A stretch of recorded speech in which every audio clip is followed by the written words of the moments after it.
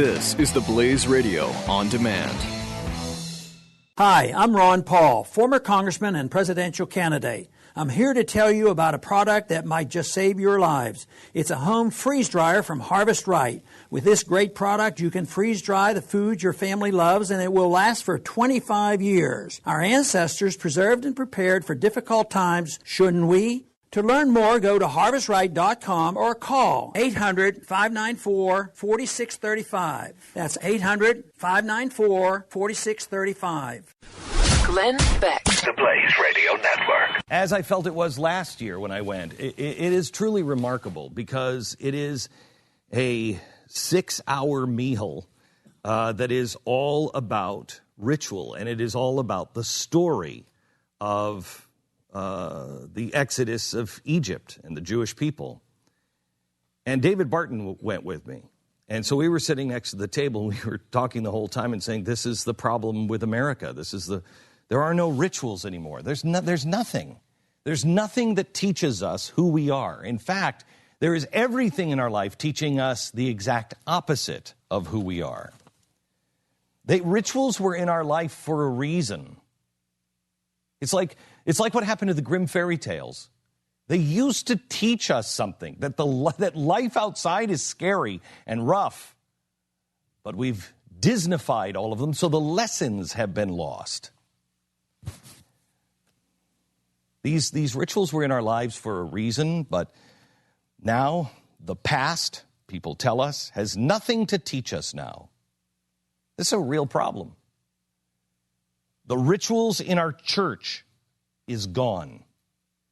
There are no more rituals in church. The church is conformed to the world.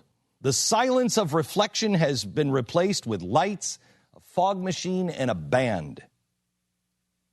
The respect for the sacred is gone. It has conformed. Our music is filled with sex. Our radio stations are the same. Our television shows are the same. We tolerate it. Our schools no longer deal with kids that maybe set off a smoke bomb in the bathroom, but now our schools are dealing with kids in middle school that are having oral sex, which, by the way, I want to remind you, is not really sex. And even if it was sex, it doesn't matter because sex isn't even sacred anymore. Our rituals are gone. The ritual of coming together and having dinner for a family meal is all but gone. The sacredness of the family is mocked. Mom is okay. I mean, as long as she puts her career ahead of her family and she doesn't really need a man, then mom is okay. Men have been mocked and ridiculed for so long and are being told you need to be more like a woman. Dads aren't needed anymore, and we wonder why. We wonder why there's so many children without fathers. But really, the truth is, now with modern science, you don't even need a mom or a dad. You don't need a male or a female to have children. We can just mix your children up in a petri dish from the DNA of up to 3 different people and then plant that DNA into your grandmother's womb so she can carry the baby for you. And by the way, when I say you, I don't want to say that it was going to a traditional family, because that would be wrong. I mean you as in you and your partner. Could be same-sex, could be traditional, could be single, doesn't really matter. All choices are good. And by the way, you can have a child. You can have a child. Have a child. Not raise a child, not shepherd a child, not even care for a child. But in our arrogance and in our greed, you can have a child, because that child really says it's more like an accessory for your life. A new friend, a pal. I don't know if you're keeping track, but anybody who's keeping track, we're now up to 89 different sexes. I still only know 2, but we're up to 89 now. And everybody can use a bathroom, any bathroom. And depending on how you feel that day, because you're probably pretty fluid. Isn't that why you're going to the bathroom? You have a lot of fluids in you. So you're very fluid. Whoever you choose to identify as today, and nothing will go wrong with that. Today you're gender fluid, so choose your own bathroom. I know our common sense is fluid. You can choose your own common sense. Our TV shows, I can't take it anymore. I think I may have to give up the BBC. Because the BBC, I've been watching things like Doctor Who with my son. I've been watching Torchwood with my son. Try watching Torchwood, a spin-off of Doctor Who. Can't do it. Can't do it. It's riddled with sex, and all the women have to experiment by having a lesbian affair. And the main character I'm telling you, on show after show after show, Pat's been watching The 100. Pat, are there any relationships on the show? Yes. There's two relationships they're featuring right now. Both are homosexual. Both are homosexual. It's your choice. Wait a minute, I thought it wasn't a choice. Why are you teaching people that you should choose to experiment when you said it wasn't a choice? Wasn't this the argument that I made? No, it's a choice now. You can choose whatever you want to be, whoever you want to be with. Even the way you are born is no longer sacred. I thought you were born that way. No. And it doesn't matter how you're born because you could change anything now. And maybe this began when we began to cut our faces up to look like somebody else.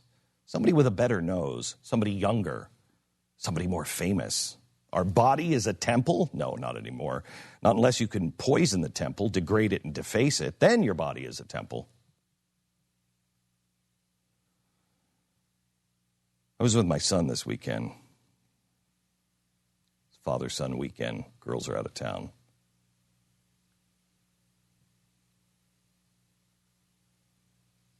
I had time with my son that I never had with my father.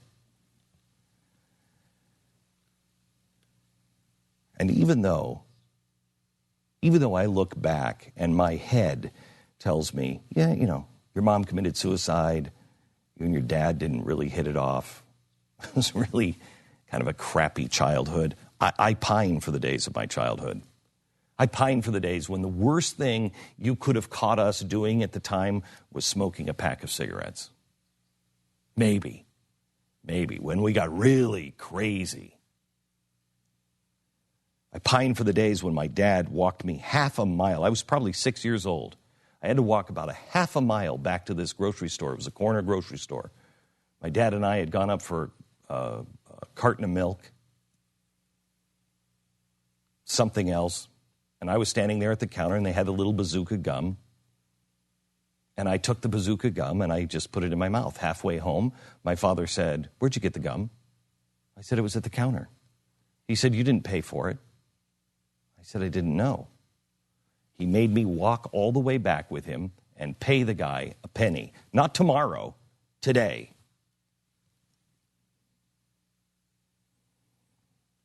I miss a time. I don't miss necessarily the shows, but I miss the time when Gunsmoke was still relevant, when you still knew people who knew what it was like to live in the days when things were tough and real. But those days are gone. The family hour was ruled unconstitutional. The Sunday driver, my kids don't know what a Sunday driver is because they've never even heard of the blue laws. And while I agree with the courts on both of those things, part of me says we needed those laws to be able to hold our culture and our people together. Because we don't have any rituals to do it. We don't choose to do anything to hold us together. Even the rituals of getting old, the ritual of actually getting old and spending Sunday with your grandparents, going to dinner with the family on Sundays, and the rituals of your grandmothers actually looking their age. Grandmother is a thing of the past. Do you know anybody who still is a woman and lets her hair go gray or even white anymore that isn't like 95? You know any grandmother that actually looks like a grandmother anymore and is proud of it? Do you know any grandmother who likes to be called grandma? Fewer and fewer every day. We no longer have any meaningful rituals on the 4th of July. What is that? We listen to James Brown. Oh, we listen to the fireworks go off to Born in the USA, an anti-American song. And then we go on a picnic, maybe. We go water skiing, maybe. We drink beer, maybe. And then we listen to anti-American songs with fireworks. Happy 4th of July. Easter is about egg hunts. Try explaining that. I tried to explain that to my children the other day. Why the eggs? Why the bunny? I don't know. I have no idea. I don't have any idea why there's a bunny. I have no idea. Oh, well, the egg is the new birth of Jesus. Shut up. Thanksgiving is about turkey and football. Christmas is about Santa. Truth is gone. Justice is a joke. And nobody even knows what the American way is anymore. Hope? Have you read the news lately? Hope? Where do we even find hope?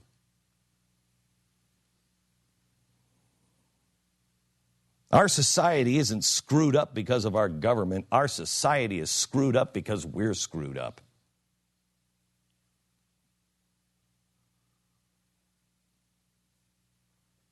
You get hope from remembering who we really are. Who we really are.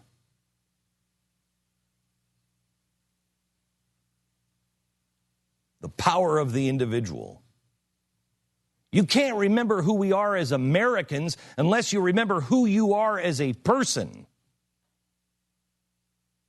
You can't know who you are as a person unless you know who you came from. Who you are, who does your soul belong to? And that leads you right to the Declaration of Independence. That there is a creator, and he created you, and he gave you certain rights. And it's your job to establish a government that protects those rights. Is there a reason we took a 5,000-year leap?